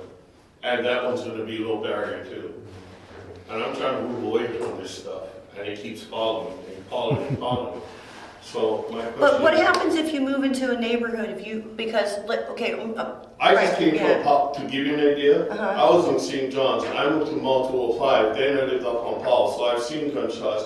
And I had a guy die in my arms, death by suicide, by a cop 2 years ago in my bedroom. And I was called the end hater. And he died in my arms when I'm trying to save his life. So I'm sorry for getting really. But this is just. It's getting to be to the point where what is the solution? Well, let's let her finish. That's what I come here to do, is because I think the solution exists in all of it. The solution, the pieces of it exist in all of us, right? And once we come together and we put these heads together and we don't look at each other, the media wants to paint everybody as enemies. Just because I'm a homeless person doesn't mean you don't like me. You've never met me. You don't know me. You don't know me, right? I mean, if somebody, we don't know in this room if somebody goes home at night and in their private time, they're drinking alcohol or they may be using substances. We don't know that. We're not judging that. We're not here to do that. The difference between a person that can go in their house and do it and a person doing it in their tent or and outside is they don't have nowhere to hide that stuff. Right. And so they're very vulnerable, you guys. In 2017, I told this mayor, the better you take care of your most vulnerable people, the happier we were all going to be. And he didn't take me seriously, and now we're in a mess. Now, You said that to the mayor? To the mayor, Ted. Yeah. So you told him that, and what did he say? What was his reaction? His response, I was there to beg for bathrooms, you guys. We don't have enough bathrooms in the city, even for old people to go out and just shop.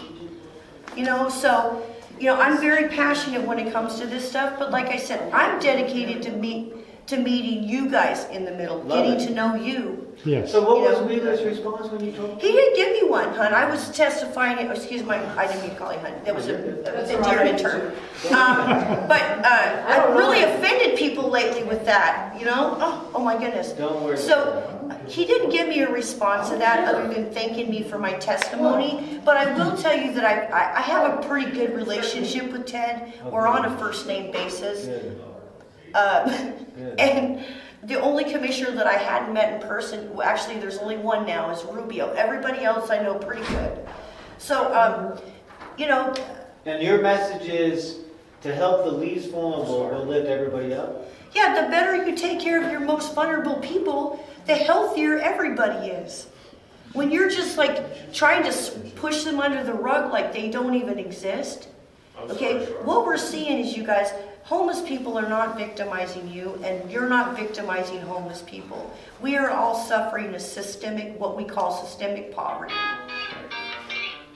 But we're all together and wanting to, Lens Neighborhood, whatever it's called, it's got a reputation that is completely inaccurate. Mm-hmm. But Lens has been and is subject to really, really bad homelessness. And I think there's a whole bunch of different levels of homelessness as far as where they are in their lives. And it seems like on the MUP we've got a lot of criminals and a lot of anarchists that are terrorizing the neighborhoods. And that's where some of us see and come from. And so it's really, we want to help all, like you said. Right. But I don't think we're getting the recognition of what the problem is. So. Well, I will tell you that when we first started on the MUP, and we had a good set of campers. We had a big dumpster day. We came in and we took like 7,000 pounds out. We had this area called the party dump, where campers would put their trash there, and then other people would just come and dump right on top of it. A lot of house trash there. So we got that cleaned up, and we had a system, and we started going, and then those people got swept. Oh, that's an interesting question. Let me tell you. Okay. So then these people got displaced, and they got moved. Now you would have these campers there for a long time, and we got that garbage under control, and then they got rid of those people, and then you got new people, and they started making more problems and more garbage, and we have to build relationships all over again, which took us 3 months to make these relationships to where they would put their garbage out, like on the walkway. But you have to understand that we've got big hearts and we want to see everybody lifted up. Mm-hmm. But when we live there, and this is our sanctuary, we come home from work from a hard day, we just want to relax. And we're looking at squalor, and then at night when we're trying to sleep, we've got cars running for a half an hour with no mufflers, we've got commercial grade bombs, we've got all this stuff happening. And we're trying to help, but we're keeping getting, this, and it's like, it's almost no longer, we can't tolerate it anymore. Sure. Can I say something? Sure. Yes, Okay, so imagine that you're one of the politicians in this city, right? You've got people over here, you got people over here, and they don't agree with each other, and they're getting voted into office by both. So what they're doing is they're making a total mess in the middle, and what you're left with is... We are stuck here. Yeah, we're stuck in the middle, but then also, honestly, I mean, democracy is each of us exercising what we believe, right? And what I think that people need to be doing more of, and what we're kind of doing with what we do, is getting involved yourself. So find a thing that you're passionate about. You know, like maybe you've struggled with houselessness yourself, or maybe someone's struggled with addiction, whatever. Get involved with that thing, because there is no one downtown that is necessarily going to solve that thing. You can yell at them all you want. It's not going to work. Yeah, So here's my question. well, let me hold on. The problem is that we have gotten involved. Yeah. We've gotten involved, and we call the city, Sure. and we get no response. And this isn't day by day, week by week. This is month and years. Sure. And so we are not law enforcement. You know, so we're really at the city puts us in a really bad spot. Sure. You know? And what they do, Todd, is divide us, because they have a similar goal to us. Yeah, exactly. Beating them up is not going to make it better. No, yeah, exactly. So here's the solution. But you see, I'm just going to say this to you all. Okay, you see how the city's solving it? Is it working? No. Give us a chance. Yeah. I just say that give compassion a chance, because I believe there are, when these outreach workers go out to people, they don't have nothing but a sandwich and, hey, how you doing? I know. I want them to show up and say, here's some resources that I got for exactly. them. We don't get that yet, and so Well, we're frustrated because that's where the money is supposed to be going to, and that's not happening. Now, the Metro bond that was passed, right, that is actually really doing some good work. I'm pretty connected. I was one of I'm on the video that's kind of started that Here Together thing. Yeah. That Metro bond is making a difference. There's like 4,200 people or 4,600 people that have gotten services in some way, either shelter, rental assistance, and, eviction support. All those things are coming from that Metro bond, is from what I understand. Yes. See, we're also looking for solutions. He's first, and then I'll get you. Sorry. Two parts to this. Okay. The first one is, I have a solution. The solution is, one, we have Governor Brown, Mayor Wheeler, all these people in Congress, all these representatives who control all this stuff, go and stay in a homeless camp, or go and stay in a pod for a week, see what it's like, work for less than minimum wage, and then they will understand where our position is. That's the first one. The second one is that I've been on disability for 12 years. Okay? I'm not 54 years old.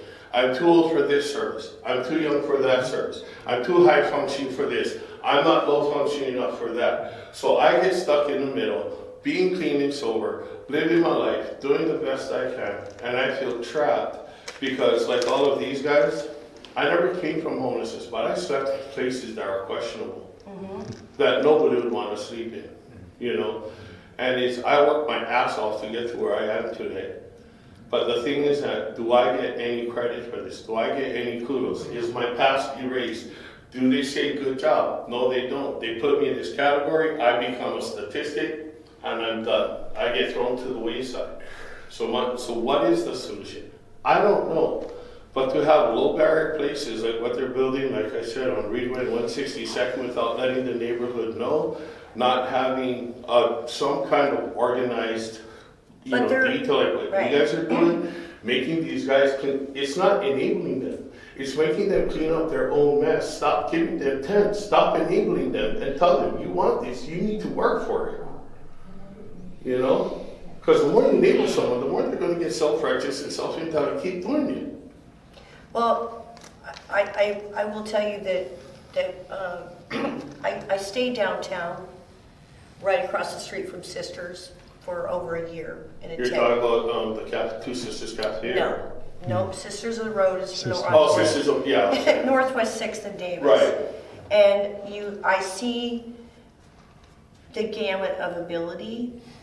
Okay, and one of the ways that I kind of wanted Ground Score to be what we call radically inclusive. There was a lady there that she's severe schizophrenic, would hit herself in the head. Now, she could go into Sisters of the Road and say, I'm hungry. They would give her a squeegee or paper towel, and window washing, and she would go wash windows for 15 minutes, and then she would go in and get a meal ticket and get food. So I agree with you, but for some people is baby steps. Now for you, what it comes down to is that there needs to be options for all different types of people. You would be a great fit for Hazelnut Grove because you kind of have that mindset of you want to be independent, you're strong, Now I will tell you, because I've only been up on payroll for Trash for Peace. Ground Score's been around for 3 years, but I've only been off disability for a year. This month, I became a Trash for Peace employee only 1 year ago. I'm still disabled. I'm still high functioning disabled. I didn't become all well. I created a job that fit for me, and I do pretty well for myself now. But I do hear you, because I would go in and do housing appointments, and I was transparent about my alcoholism, you guys.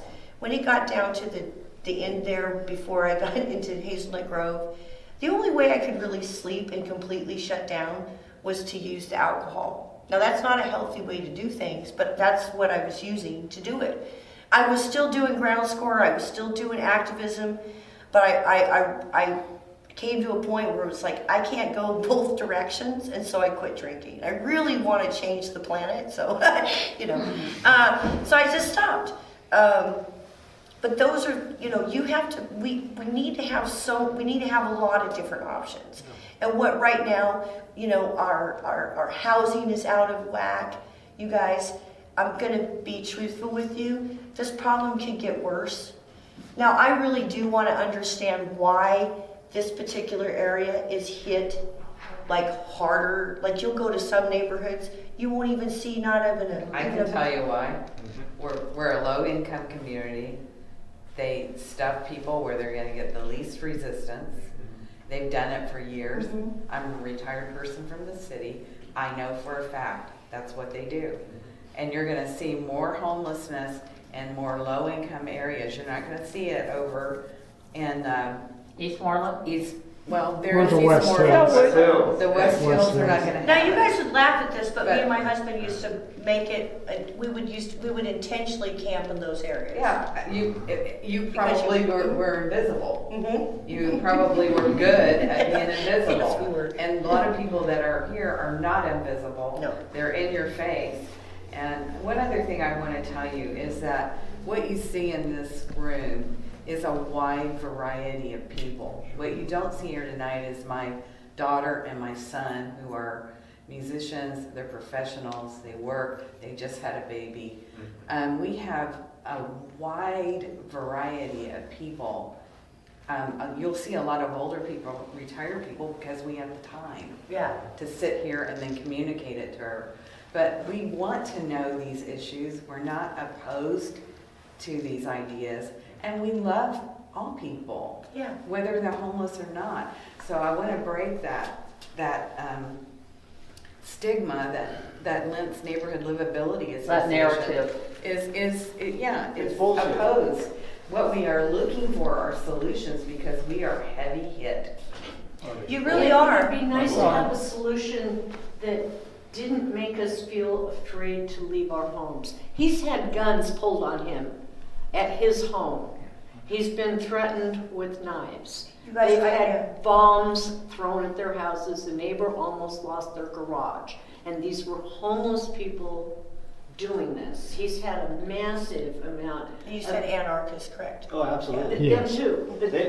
They were there for over a year. The police finally got the permission to clean it out. But again, it wasn't the police problem's fault.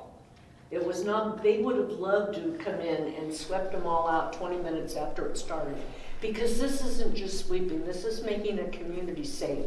There are children walking through these armed camps to go over the bridge to get down to Lent school. Because I'm going to stop you there, because I work on the path, and I have not seen. I will tell you that you had some indigenous community members that were living out there. And then right now I know who's out there, and that there's not any guns out there. Well, I will say where I'm at. Now, I'm talking about right there by the we pay special attention to the overpass that goes over to the school. Two blocks north of Holgate, there's a white Ford pickup with a trailer. He was in front of my house for over a year. He twice pointed a rifle at my face, and he's now living 2 blocks north of Holgate on the MUP.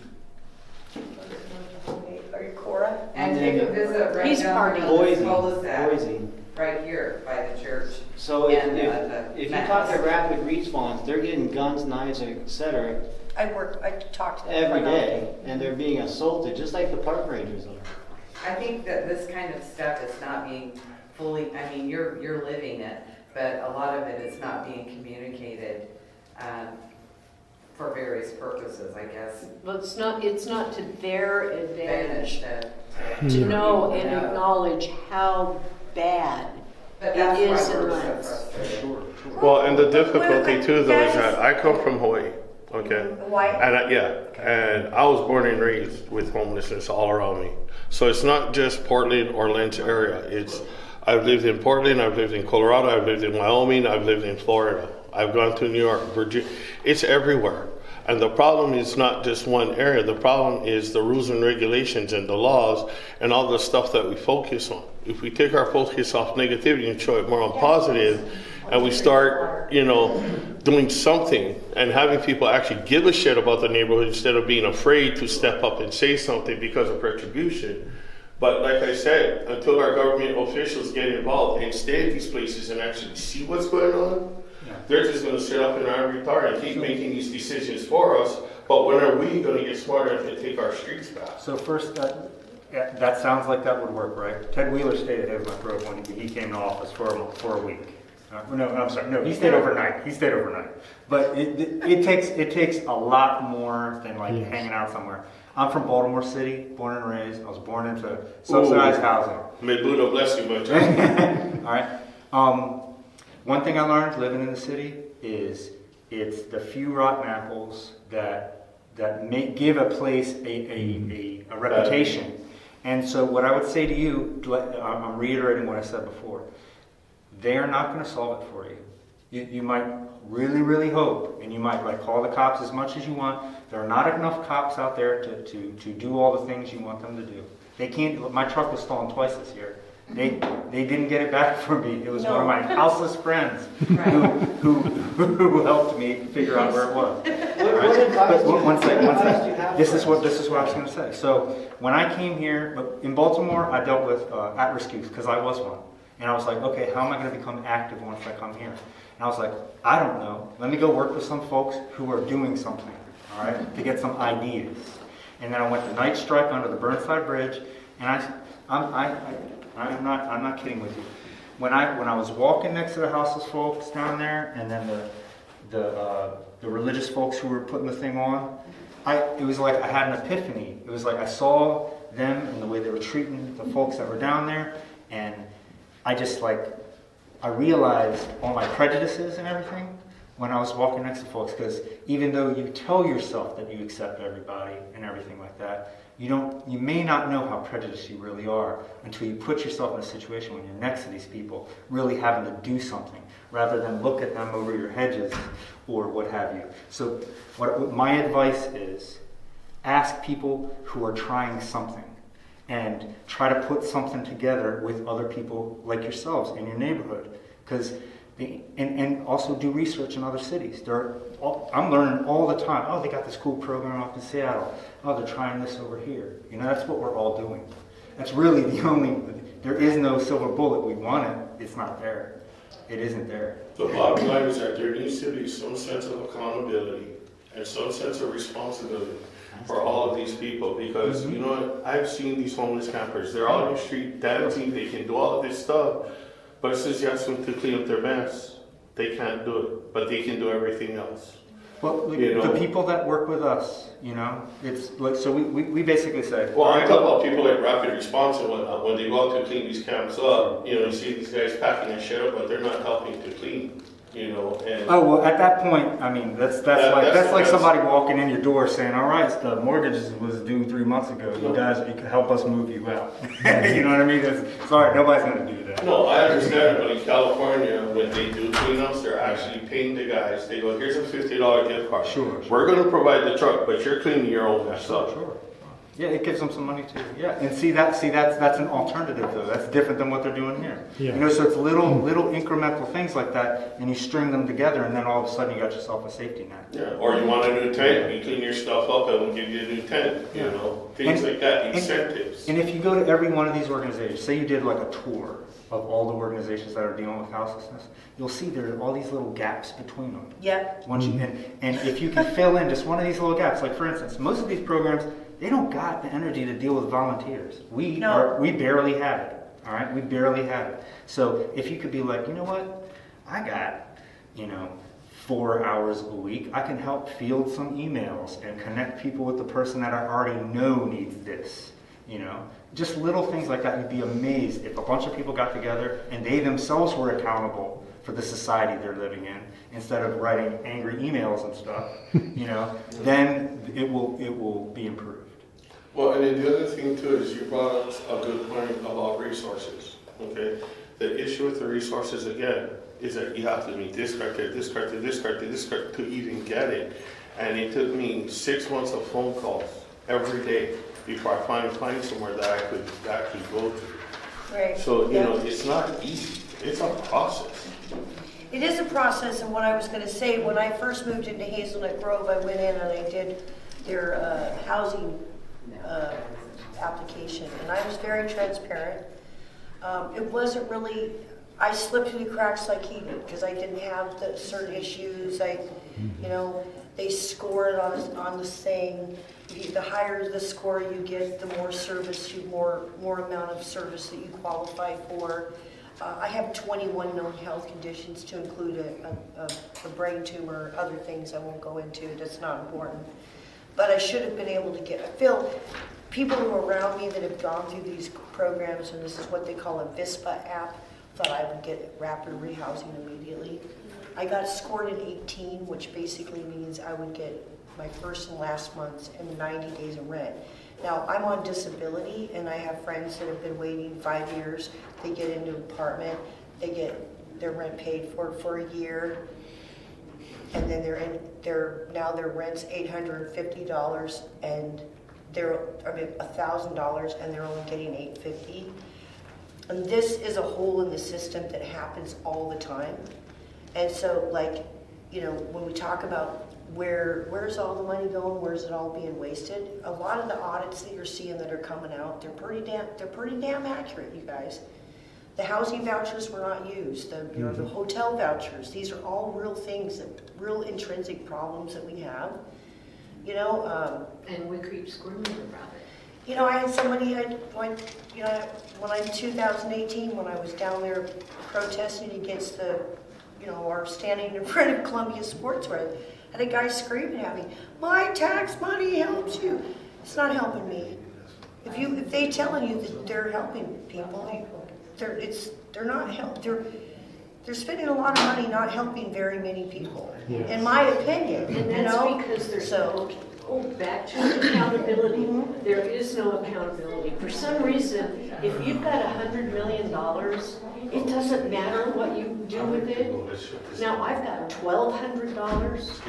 I've got to know where that $1,200 went. Well, that's what I got to do. I don't have $100 million. So obviously, if you're handed that kind of money, you don't have to actually account for where it went. Terrence has been in the cul-de-sac for 9 minutes. The only person he has ever seen is the gal that I fish up from Clackamas Service Center. Right. Every once in a while I can get Tiffany to go down there. She does try and offer services, but Tiffany is working 24/7 in a jungle. She doesn't have, that's what I mean. She can't go anyplace else. And we are looking, who do I call? How do I get, if Jerry decides that he wants to come out with you guys once a week, Because you're on the MUP in my neighborhood twice a week, right? Mondays and Wednesdays? Well, actually, yeah, basically. But how do I put him in touch? If my creep across the street decides he'd like to earn $20 for his next party, how do I tell him? I'll bring you some business cards. Bring me some cards, okay.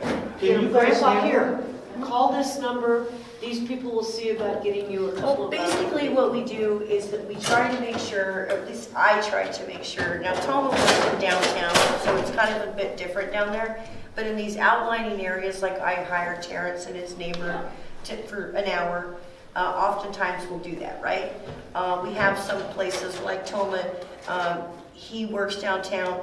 He has several crews and leads going on, but if a person doesn't show up for work, he's got what they have he's got standby people, but that's all the way downtown. Yeah.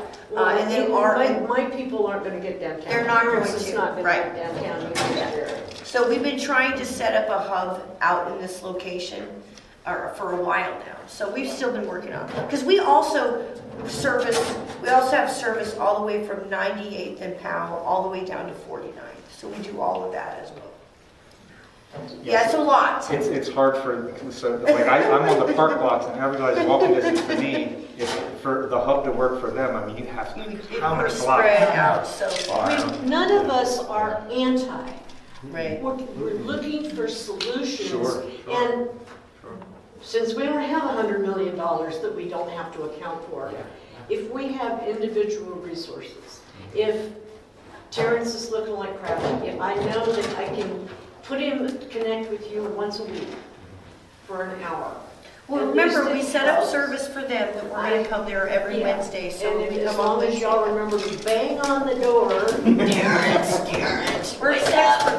So Barbie, We're looking for small solutions because we don't have the big solution. Sure, that's it. Well, and all the small solutions are inadequate. If the big solution is that, if instead of The problem is that the solutions work if they don't want it. We all have to do something. What's that now? Oh, for apartments. It's well, I mean, yeah. I have So that's a good problem. It's now Sure. Have a cost. They go by, Okay, thank you all for coming.